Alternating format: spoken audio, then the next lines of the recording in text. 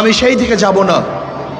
ক্ষমতায় যাওয়ার আগে আপনাদের পলাশে মনে হয় নিজেদের মধ্যে নিজেদের কোনো খুনটুন হয় নাই নাকি? হ্যাঁ, হয়েছে নাকি ভাই? আচ্ছা আচ্ছা, আপনাদের এখানে কোনো চাঁদাবাজি হয় নাই নাকি ভাই? হয়েছে নিছে নাকি? এখনো ক্ষমতায় যায় নাই, ভয় আছে। যদি চাঁদাবাজি করি, গুন্ডামি করি, অপকর্ম করি, মানুষ ভোট দিবে? ভয় আছে কি নাই? যেখানে মারাত্মক ভয় কাজ করতেছে আগামী নির্বাচনকে কেন্দ্র করে, তারপরও যা করে, যদি ভয়টা চলে যায়, ক্ষমতায় চলে যায়, কি বুঝেন? হ্যাঁ, কত ধানে কত চাল দেখতে পারবেন, বিএনপির আসল রূপ দেখতে পারবেন। চাঁদাবাজি কাকে বলা হয়, মাস্তানি এবং গুন্ডামি কাকে বলা হয় দেখবেন। এখনই ধমকি দেয়, দেখবো ইলেকশনের পর, রাখবো না। ইসলামী আন্দোলন বাংলাদেশ নরসিংদী ২ পলাশ আসনের উদ্যোগে আয়োজিত গণসমাবেশের এই পর্যায়ে প্রধান অতিথির গুরুত্বপূর্ণ ভাষণ প্রদান করবেন ২৪-এর গণ অভ্যুত্থানের অগ্রসেনানী ইসলামী আন্দোলন বাংলাদেশের মোহতারাম সিনিয়র নায়েবে আমির আল্লামা মুফতি সৈয়দ মোহাম্মদ ফৈজুল করিম শাহেকে চরমনাই।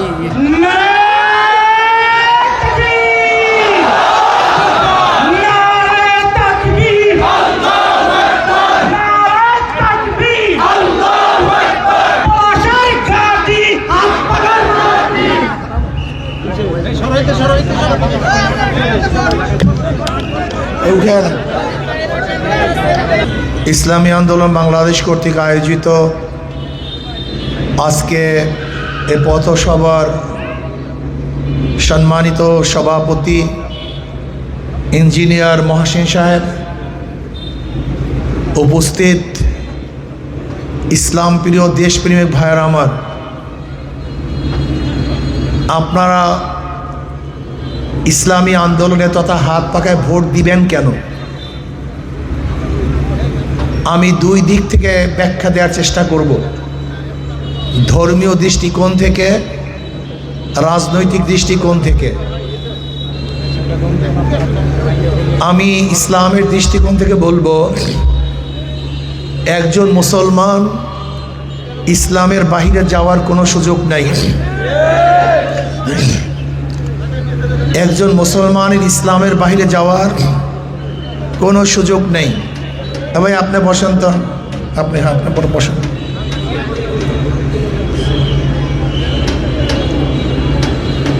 ইসলামের বাহিরে যাওয়ার কোনো সুযোগ নেই। যেমন ধরে নেন, আমি যদি আপনাকে প্রশ্ন করি আপনি ইসলাম চান কি চান না, একজন মুসলমান কি বলবে? জোরে বলেন। যদি বলি চাই না, কি ভেজাল আছে কি নাই? আমি যদি একজন মুসলমানকে প্রশ্ন করি আপনি কোরআন ও সুন্নাহ পছন্দ করেন কি করেন না, আপনি কি বলবেন? যদি বলি করি না, সমস্যা আছে কি নাই? আমি যদি প্রশ্ন করি আল্লাহর নবীকে নেতা মানেন কি মানেন না, আপনি কি বলবেন? যদি বলি মানি না, সমস্যা আছে। এর জন্য একজন মুসলমান ইসলামের বাহিরে যাওয়ার কোনো সুযোগই নেই। একজন মুসলমানের ইসলামের বাহিরে যাওয়ার কোনো সুযোগ নেই। এই জন্য একজন মুসলমান ইসলামের বাহিরে যাওয়ার যেহেতু কোনো সুযোগই নাই, কাজী আমি তো ইসলাম নিয়ে আপনাদের কাছে আসছি, নতুন কোনো আদর্শ নিয়ে আসি নাই, তো নতুন কোনো ধর্ম নিয়ে আসি নাই, আমি মুসলমানদেরকে ইসলাম নিয়ে আসছি। তা বলতে পারেন আমরা যারা বিএনপি করি, আওয়ামী লীগ করি, জাতীয় পার্টি করি, আমরাও তো মুসলমান। হ্যাঁ নিশ্চিত আপনি মুসলমান, কিন্তু আপনার আদর্শ নীতি ইসলাম না।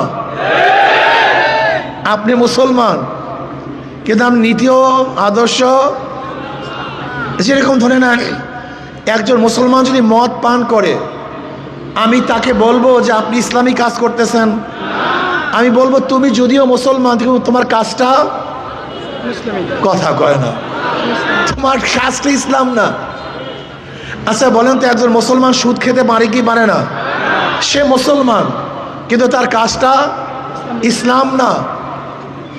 ঠিক বিএনপি, আওয়ামী লীগ, জাতীয় পার্টি জাসদ বাসদ যদি কেউ করেন, আমি বলবো না আপনি মুসলমান না, কিন্তু আপনার কাজটা ইসলাম না। বলে কেন?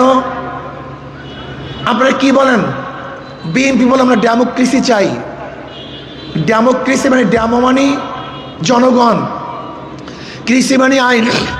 তা ডেমোক্রেসি অর্থ কি দাঁড়ায়? জোরে বলেন। জনগণের। আপনাদের মূল থিম কি? By the people, of the people, for the people. আর আমরা কি বলেছিলাম? By the Allah, of the Allah, for the Allah. কথা ঠিক না? আমরা বলেছিলাম হুকুম চলবে আল্লাহর, আপনি বলেছেন হুকুম চলবে জনগণের। তা আপনি মুসলমান হিসাবে আপনি যে কাজটা করতেছেন, এইটা কোনো ইসলাম হতে?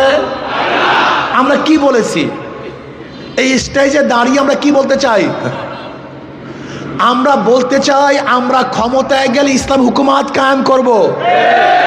আর আপনি কি বলেছেন? আমরা ক্ষমতায় গেলে গণতন্ত্র প্রতিষ্ঠিত করব, আমরা ক্ষমতায় গেলে সেকুলারিজম প্রতিষ্ঠিত করব। আসলে রাজনৈতিক বিশাল এক শুভঙ্করের ফাঁকি আছে। রাজনীতিবিদরা কি বলে যে আমরা এই রাস্তা করব, ঘাট করব, বিল করব, ইন্ডাস্ট্রিজ করব। আচ্ছা বলেন তো, একজন এমপির কি শুধু রাস্তা ঘাট করা দায়িত্ব? না, এটা ভুল, চরম ভুল। একজন এমপির দায়িত্ব হলো আগামী রাষ্ট্র বাংলাদেশ কোন নীতি ও কোন আইনে চলবে সেটা নির্ধারণ করা একজন এমপির দায়িত্ব।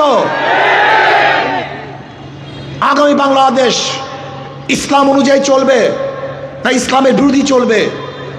আগামী বাংলাদেশ মদের আইন পাশ করবে নাকি করবে না? আগামী বাংলাদেশ সুদের আইন থাকবে কি থাকবে না?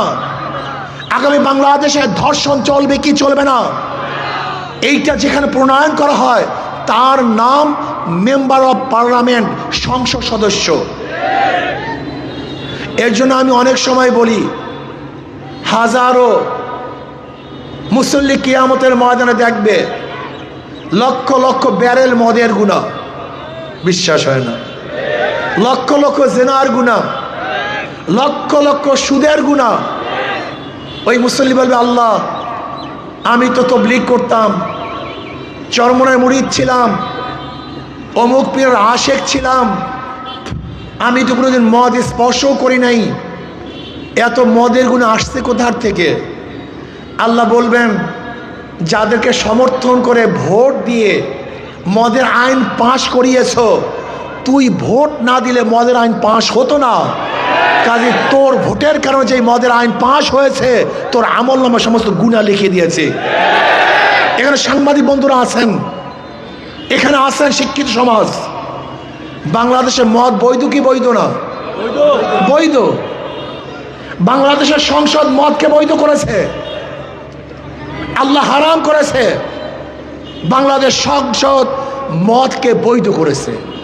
এই বৈধ কে করেছেন? সংসদ সদস্যরা। এ থেকে নির্বাচন করেছেন কারা? আপনারা। কাজে মদ বৈধর যত দায় দায়িত্ব সব ভোটারদেরকে নিতে হবে। আপনারা কি জানেন বাংলাদেশে জেনা বৈধ কি বৈধ না? কথা বলেন। হ্যাঁ, বাংলাদেশে জেনা বৈধ। বাংলাদেশের আইন জেনা বৈধ। কোরআন ও সুন্নাহ জেনাকে হারাম ঘোষণা করেছে, আর বাংলাদেশের সংবিধান জেনাকে বৈধ ঘোষণা করেছে। কিভাবে? আজকে একজন যুবক যুবতী যদি অবৈধ কাজে লিপ্ত হয়, আর তার বাপ মা স্বামীও যদি তার বিরুদ্ধে কেস দেয়, আর ওই মহিলা গিয়া যদি বলে এই কাজে আমি সম্মতি ছিলাম, তাই সুপ্রিম কোর্টের চিফ জাস্টিসের বাবার কোনো ক্ষমতা নাই ওই মহিলার বিচার করার। কেন? বাংলাদেশে জেনা সম্পূর্ণ বৈধ। আল্লাহ পাক হারাম করেছেন, বাংলাদেশ সংবিধান বৈধ করেছে। এই বৈধ করছে কিভাবে? এই আপনাদের ভোটের মাধ্যমে। কাজে দায়িত্ব কাদের? এই দায়িত্ব আপনাদের। আমি ইসলামের দৃষ্টিকোণ থেকে বলবো, যারা যেই পার্টিকে ভোট দিয়ে যত চাঁদাবাজি করিয়েছেন, এই সমস্ত চাঁদার দায়িত্ব ভোটারদেরকে নিতে হবে। আপনারা ভোট দিয়ে যারা গুন্ডামি করিয়েছেন, এই সমস্ত গুন্ডামির ভাগ ভোটারদেরকে গ্রহণ করতে হবে। আপনাদের ভোটের মাধ্যমে যত খুন হয়েছে, এই খুনের দায়িত্ব, খুনের দায় দায়িত্ব এই ভোটারদেরকে গ্রহণ করতে হবে। কাজী একজন মুসলমান ইসলামের বাহিরে যাওয়ার কোনো সুযোগ নাই। এখন বলতে পারেন হুজুর আমি তো হিন্দু মানুষ, আমি খ্রিস্টান মানুষ, আমি কেন ইসলামকে ভোট দেব? প্রশ্ন এখানে। ভোট মানে সমর্থন করা, ভোট মানে সাহায্য করা, ভোট মানে সহযোগিতা করা, ভোট মানে সাক্ষ্য দেয়া। আপনি প্রশ্ন করতে পারেন আমি হিন্দু, আমি কেন ইসলামের পক্ষে ভোট দেব? হ্যাঁ, আপনি ইসলামের পক্ষে হাত পাকায় ভোট দেবেন আপনার জান এবং মালের নিরাপত্তার জন্য, আপনার ইজ্জত আপনার নিরাপত্তার জন্য, আপনার ব্যবসা নিরাপত্তার জন্য, আপনার জীবনের নিরাপত্তার জন্য, ইনসাফ প্রতিষ্ঠিত করার জন্য, ন্যায় বিচার প্রতিষ্ঠিত করার জন্য আপনি হাত পাকা ইসলামকে ভোট দিবেন। বলে কেন?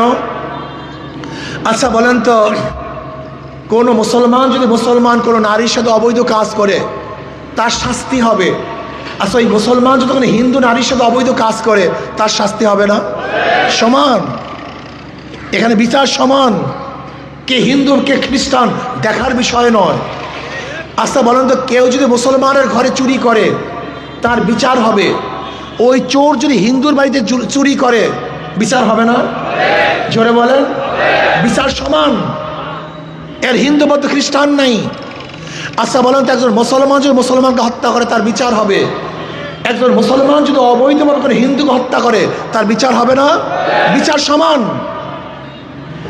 এর জন্য একজন হিন্দু, একজন খ্রিস্টান, একজন বৌদ্ধ ইসলামকে ভোট দিবে নিরাপত্তা পাওয়ার জন্য, শান্তি পাওয়ার জন্য, মুক্তি পাওয়ার জন্য, জানমালের গ্যারান্টি প্রদান করার জন্য।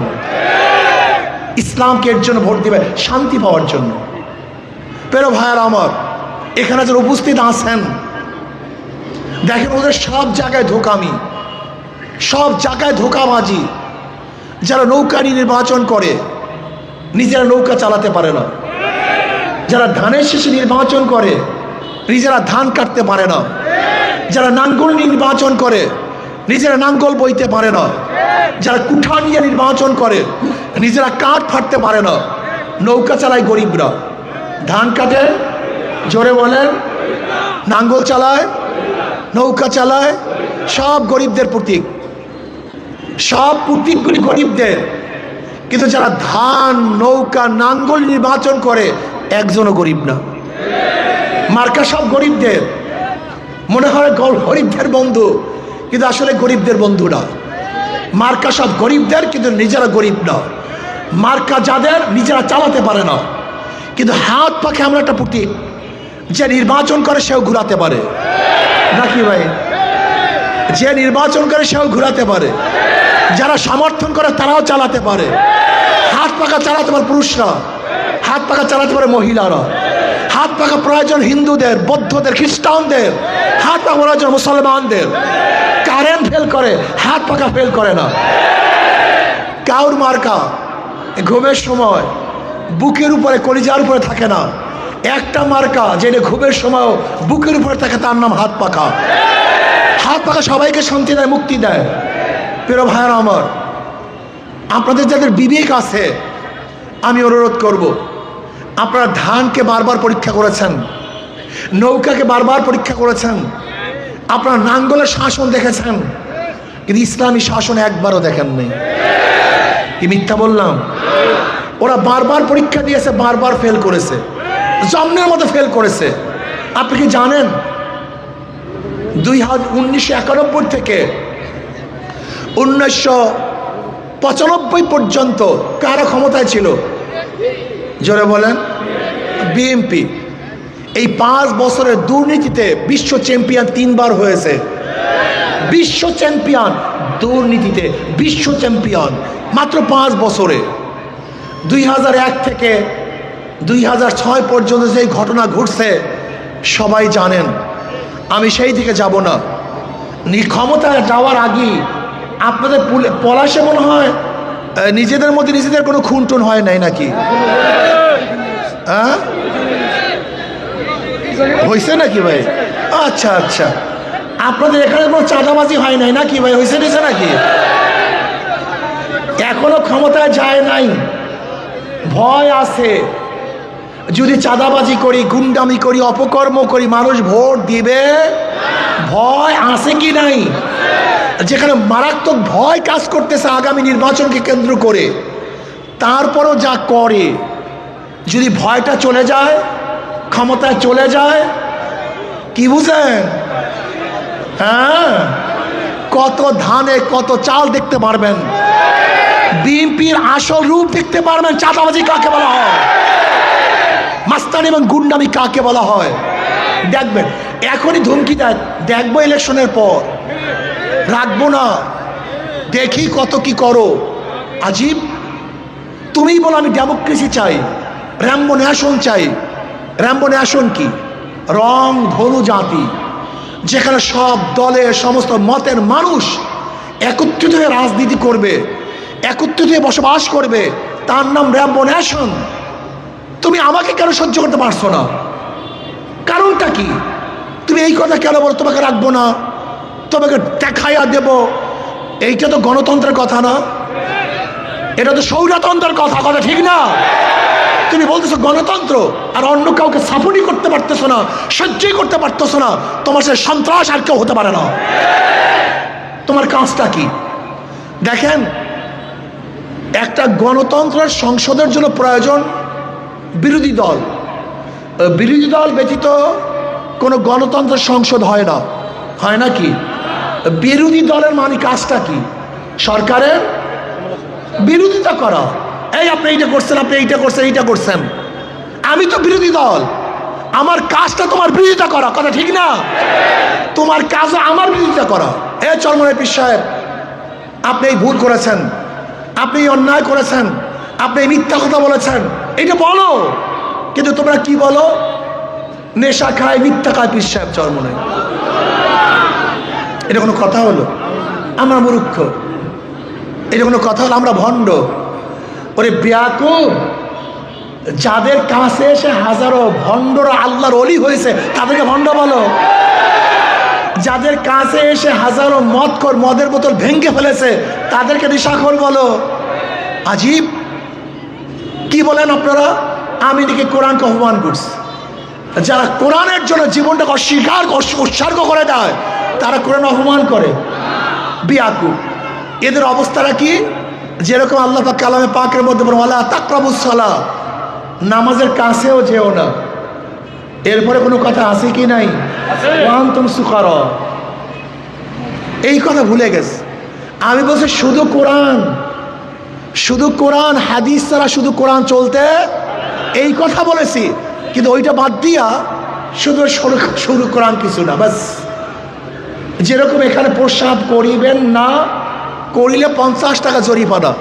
কিন্তু দাড়িটা এখানে নিয়ে আসেন, এখানে প্রস্রাব করিবেন না, করিলে 50 টাকা জরিমানা। জি, শুধু দাড়ি পরিবর্তন করলে পুরা মাফহুমটা চেঞ্জ হয়ে যায়। হ্যাঁ, ভাবার তো চেঞ্জ হয়ে যায়। ঠিক তদ্রুপ তোমরা আমার কথাকে বিকৃত করো, এ জমানা বিকৃত করার জমানা না। যাই হোক, আমি যেটা বলতেছিলাম, ওদেরকে বারবার পরীক্ষা করেছেন, ওদেরকে বারবার পরীক্ষা করেছেন। একটাবার ইসলামকে পরীক্ষা করেন, করবেন না? যদি ফেল করি, ওরা বারবার ফেল করেছে তারপরও আসে, আমরা যদি একবার ফেল করে দ্বিতীয়বার আসবো না।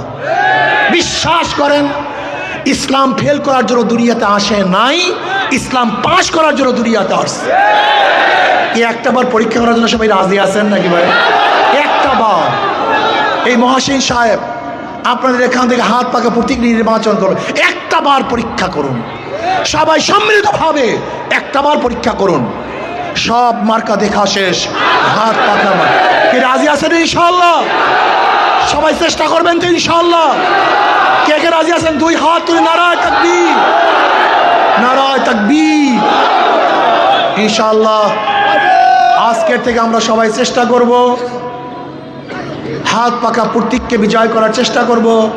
আল্লাহ আমাকে এবং আমাদের সবাইকে একটা বারের জন্য ইসলামকে পরীক্ষা করার তৌফিক দান করেন। দেখি আমরা কি করতে পারি। আল্লাহ আমাকে মতো সবাইকে কবুল করে নেন। আর আমাদের নরসিংদী 4 থেকে হযরত মাওলানা সাইফুল্লাহ প্রধান সাহেব মনোহরদী থেকে, আল্লাহ অনেক সবাইকে কবুল করে নেন। আল্লাহ